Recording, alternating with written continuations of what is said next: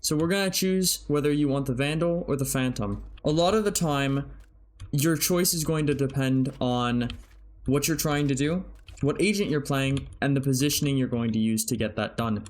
So, if you're playing a smoker, you're going to want the Phantom. There are lots of smokes, you shoot through them, nobody sees your tracers, everything is happy.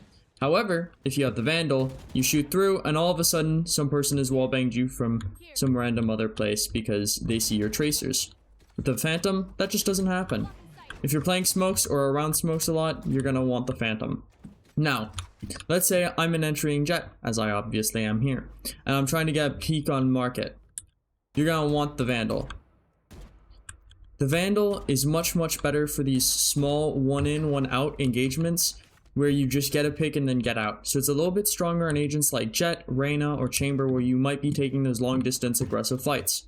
I would not take this fight with the Phantom pretty much ever. However, let's say I'm creeping up Cat here and my team is smoked there for me. I want to get in here. It's a much closer engagement. You have more bullets, you can spray longer, and you can run around corners. You cannot do this with a Vandal nearly as easily.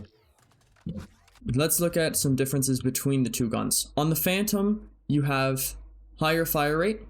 You have a lower first shot spread, which basically means if you're shooting at really long distances, the bullet's pretty much always going to hit the head. Versus the Vandal, the bullet can spray off sometimes, like you just saw, it went slightly off. So you can be aiming at someone's head and it not actually hit them.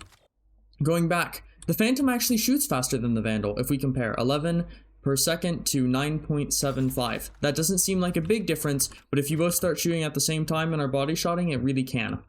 The Phantom has 30 bullets, whereas the Vandal only has 25.